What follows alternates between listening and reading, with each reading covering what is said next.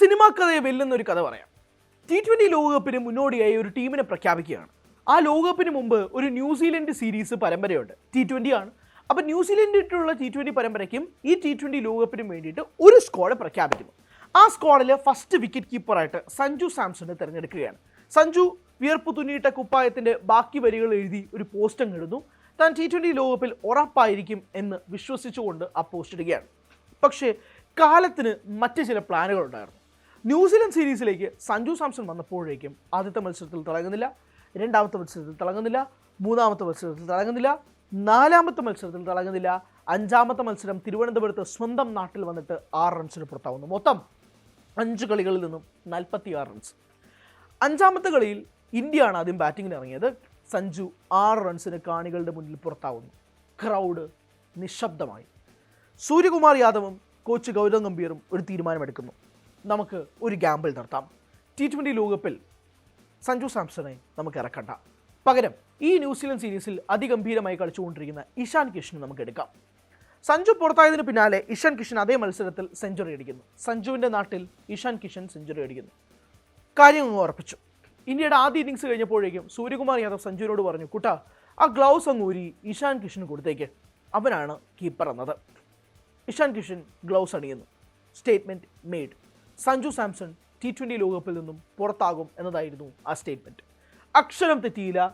സഞ്ജു സാംസൺ പുറത്തായി. റിസർവ് ബെഞ്ചിൽ ഇരുന്നു. ആദ്യത്തെ മത്സരം ഇന്ത്യ കളിക്കുന്നു. ഇഷാൻ കിഷൻ ടീമിൽ നിന്നിരുന്നു. ഗംഭീരമായി കളിക്കുന്നു. സ്പോട്ട് ഉറപ്പിക്കുന്നു. രണ്ടാമത്തെ മത്സരത്തിൽ അതുവരെ ഉണ്ടായിരുന്ന ഓപ്പണർ അഭിഷേക് ശർമ്മയ്ക്ക് ഒരു വയറുവേദനയും പനിയും. എന്തോ ദൈവം എവിടെ നിന്നോ കേട്ടതാണെന്ന് തോന്നുന്നു. നമീബയ്ക്കെതിരെ അങ്ങനെ ഒരു സ്ലോട്ട് ഓപ്പൺ ആവുന്നു. സഞ്ജു അല്ലാതെ വേറെ ഓപ്ഷൻ ഇല്ലാത്തതുകൊണ്ട് സഞ്ജു സാംസൺ ആ അവസരം കിട്ടുന്നു. സഞ്ജു സാംസൺ ആ അവസരത്തിൽ നിന്നും 8 പന്തിൽ നിന്നും 22 റൺസ് അടിക്കുകയാണ്. പക്ഷേ സഞ്ജുവിനറിയാം, ഞാൻ ഈ മത്സരത്തിൽ 50 അടിച്ചാൽ പോലും അഭിഷേക് ശർമ്മയെ ഇന്ത്യൻ ടീം തിരിഞ്ഞു നോക്കാതിരിക്കില്ല എന്നുള്ളത്. അതുപോലെ തന്നെ സംഭവിക്കുന്നു. അടുത്ത മത്സരത്തിൽ സഞ്ജു ഇല്ല, അതിനടുത്ത മത്സരത്തിലും സഞ്ജു ഇല്ല. അപ്പോഴാണ് റിങ്കു സിംഗിൻ്റെ ആവശ്യമുണ്ടോ ഇല്ലയോ എന്നുള്ള സംശയങ്ങൾ ടീമിനുള്ളിൽ ഉയർന്നു വരുന്നത്. അതിനിടയിൽ തന്നെ റിങ്കുവിൻ്റെ പിതാവ് മരണപ്പെടുന്ന ഒരു സിറ്റുവേഷനും കൂടി ഉണ്ടാകുന്നു. എന്തൊക്കെയോ വഴിയിൽ ഏതൊക്കെയോ സിറ്റുവേഷനിൽ ടീമിൽ സഞ്ജുവിന് വീണ്ടും ഇടം കിട്ടുന്നു. അപ്പം നിങ്ങൾ ആലോചിക്കുക, അയ്യോ റിങ്കുവിന് പകരം സഞ്ജു എന്തിനാ? അപ്പോഴാണ് വീണ്ടും ഒരു പ്രസക്തി. റിങ്കുവിൻ്റെ ആവശ്യം ടീമിനുണ്ടോ? അത്രയും ഫിനിഷർ റിങ്കുവിന് അവസരം പോലും കിട്ടുന്നില്ല ബാറ്റിങ്ങിൽ. അപ്പോൾ ഒരു ഫിനിഷറിൻ്റെ റോളിൽ വരെ ഒരു ഓപ്പണിംഗ് നല്ല സ്റ്റാർട്ട് കിട്ടുന്നതല്ലേ നല്ലതെന്ന് പറഞ്ഞ് സഞ്ജുവിനെ വീണ്ടും കയറ്റുന്നു. അങ്ങനെ സഞ്ജു മത്സരം കളിക്കുന്നു. 24 റൺസ് സിംബാബ്വെക്കെതിരെ അടിക്കുന്നു. അപ്പം നമീബയ്ക്കെതിരെ 22, സിംബാബ്വെക്കെതിരെ 24, മൊത്തത്തിൽ 46.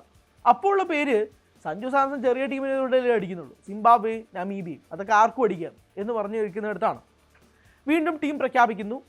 സഞ്ജു കളിക്കുന്നു.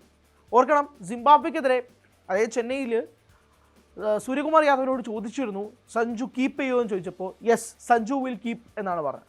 അപ്പോൾ തിരിച്ച് ഗ്ലൗസ് വാങ്ങി ഇഷാൻ കിഷൻ ആ ഗ്ലൗസ് വീണ്ടും എടുത്ത് സഞ്ജു സാംസണിൻ്റെ കൈകളിലേക്ക് ഏൽപ്പിക്കുന്നു. 24 റൺ അടിക്കുന്നു. ഓക്കെ, നൈസ്, ഗംഭീരമാണ്, നല്ലൊരു തുടക്കം കിട്ടി എന്ന് പറഞ്ഞ് സഞ്ജുവിനെ എല്ലാവരും ചേർന്ന് വാഴ്ത്തുന്നു. അതാ വരുന്നടാ ഏറ്റവും പ്രധാനപ്പെട്ട മത്സരം. വെസ്റ്റ് ഇൻഡീസിനെതിരെ സെമി ഫൈനൽ ബർത്ത് ഉറപ്പിക്കണം. ഒരു വെർച്വൽ ക്വാർട്ടർ ഫൈനലാണ്. ഇത് തോറ്റാൽ ഇന്ത്യ പുറത്താണ്. അപ്പോൾ അതനുസരിച്ച് ആര് കളിക്കും?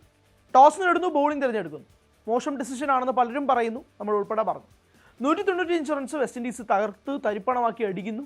ഇന്ത്യ ആവട്ടെ 150 ശേഷം വിരാട് കോഹ്ലി മാത്രമാണ് 150 റൺസ് കഴിഞ്ഞ് ഇന്ത്യയെ ജയിപ്പിച്ചിട്ടുള്ളത്. വേറൊരു മനുഷ്യനില്ല. അപ്പോൾ 195 ഇന്ത്യക്ക് ചേസ് ചെയ്യാൻ പറ്റുമെന്നുള്ള ചോദ്യത്തിൽ നിന്ന് ആ മനുഷ്യൻ വരികയാണ്.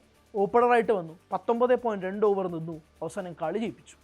അവിടെ നിന്നും കോച്ച് ഗംഭീറും ക്യാപ്റ്റൻ സൂര്യകുമാർ യാദവും എല്ലാവരും ചേർന്ന് പുകഴ്ത്തുന്നു. 140 കോടി ജനതയും ഇൻ്റർനെറ്റിൽ ചേർന്ന് സഞ്ജു സാംസണെ പുകഴ്ത്തുന്നു. വീഡിയോകൾ വരുന്നു, ബ്ലോഗുകൾ വരുന്നു, എല്ലാം വരുന്നു.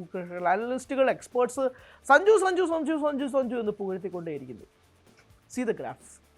ഫോൾ, റൈസ്, ഫോൾ എല്ലാം ഉണ്ട് ആ ഗ്രാഫിൽ. എല്ലാം നിറഞ്ഞു നിൽക്കുന്ന ഒരു സിനിമാറ്റിക് എക്സ്പീരിയൻസ്. ഒരു മനുഷ്യൻ തൻ്റെ കഴിഞ്ഞ 2 മാസ കാലയളവിൽ പൊക്കൊണ്ടിരുന്ന പ്രഷറിൻ്റെ അളവുണ്ടല്ലോ, അതൊരു വല്ലാത്ത കഥയാണ്. ഞാൻ പറയുന്നത് ഇത് ഒരാളുടെ കരിയർ തുടങ്ങിയുള്ള സമയത്തെക്കുറിച്ചല്ല പറയുന്നത്. അയാൾ ഇന്ത്യൻ ടീമിൽ കളിക്കാൻ തുടങ്ങിയിട്ട് ഏകദേശം ഇപ്പോൾ 9-10 വർഷമായി. ഇപ്പോഴും അങ്ങോട്ടും ഇങ്ങോട്ടും ഒക്കെ മാറി കളിച്ചുകൊണ്ടിരിക്കുകയാണ്. അയാൾ അയാളുടെ ഒരു ജീവിത കഥ എന്ന് പറഞ്ഞാൽ നമുക്കൊരു സിനിമയാക്കാൻ പറ്റുന്നൊരു കഥയുണ്ട്. ഈ കഴിഞ്ഞ 2 മാസത്തിൽ ഞാൻ പറഞ്ഞ കഥ. എന്തൊക്കെയാണ് സംഭവിക്കുന്നത്?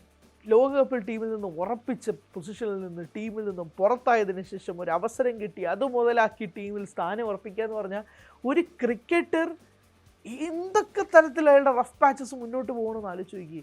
ഏതൊക്കെ രീതിയിൽ പോകുന്നു എന്ന് ആലോചിച്ച് നോക്കി. അവസാനം ആ ടീമിനെ സെമി ഫൈനലിലേക്ക് കൊണ്ടെത്തിക്കാൻ ഈ പുറത്താക്കിയ മനുഷ്യൻ വേണ്ടി വന്നു എന്ന് പറയുമ്പോൾ ഉണ്ടാകുന്ന ക്ലൈമാക്സ് ഹൈ രോമാഞ്ചം ആലോചിച്ച് നോക്കി.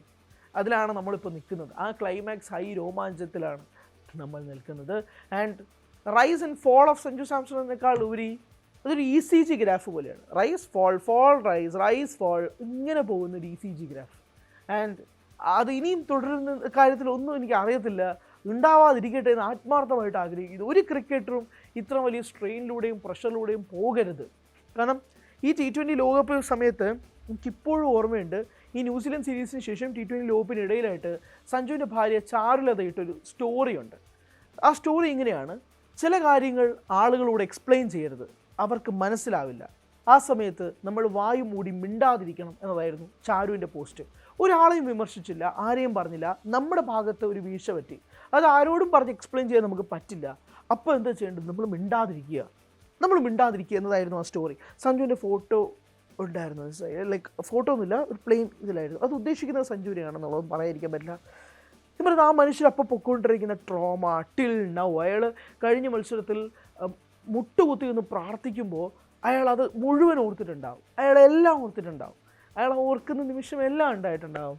ആൻഡ് ഇപ്പോൾ എല്ലാവരെയും സഞ്ജുവിന് ചേർന്ന് പാടുമ്പോൾ പോലും ഞാൻ വീണ്ടും ആവർത്തിക്കുന്നു, അഭിഷേക് ശർമ്മ ഫോം ഔട്ട് ആയിരുന്ന മത്സരത്തിൽ പോലും ആരും അഭിഷേക് ശർമ്മയെ തള്ളി പറഞ്ഞിട്ടില്ല. ഞാൻ ഉറ്റുനോക്കുകയാണ്, പ്രിയപ്പെട്ട പ്രേക്ഷകർ ഉറ്റുനോക്കുകയാണ്. അഭിഷേക് ശർമ്മയ്ക്ക് ഇപ്പോൾ കൊടുക്കുന്ന അതേ സ്വീകാര്യത സഞ്ജു സാംസൺ ഇനി തുടർന്നുള്ള മത്സരത്തിനും കൊടുക്കണം. If Sanju fails for the next 5 matches also സഞ്ജുവിന് 6ാമത്തെ മത്സരം കൊടുത്തിരിക്കണം. സ്ട്രോങ്ലി ഞാൻ പറയാണ്, അടുത്ത 5 മത്സരത്തിലും സഞ്ജു കളിച്ചില്ലെങ്കിൽ പോലും he deserves a 6th match. Abhishek ശർമ്മയ്ക്ക് കൊടുക്കാമെങ്കിൽ, തിലക് വർമ്മയ്ക്ക് കൊടുക്കാമെങ്കിൽ സഞ്ജു സാംസണും കൊടുക്കാം. മെഷായെങ്കിൽ അത് സഞ്ജു സാംസൺ കൊടുക്കണം. കാരണം അഭിഷേക് ശർമ്മ ഇപ്പോൾ T20 റാങ്കിങ്ങിൽ 1ാമതായിരിക്കും, പക്ഷേ ഇവിടെ T20 ലോകകപ്പിൽ സെമി ഫൈനലിൽ കളിച്ചത് സഞ്ജു സാംസൺ ഒറ്റ മനുഷ്യൻ കൊണ്ട് മാത്രമാണ്. അതിന് അതിൻ്റേതായ വിലയുണ്ട്. As an individual Abhishek Sharma ഇപ്പോൾ T20 ലോകകപ്പിൽ 1ാം സ്ഥാനത്തായിരിക്കും. But as a team sport ഇവിടെ സഞ്ജു സാംസൺ തന്നെയാണ് ഇപ്പോൾ ഏറ്റവും പ്രധാനമായിട്ട് നിൽക്കുന്നത്. And he deserves that place. അത് കാത്തിരുന്ന് കാണുകയാണ് ഞാൻ. കൂടുതൽ വാർത്തകൾക്ക് News 18 Keralam YouTube channel subscribe ചെയ്യുക.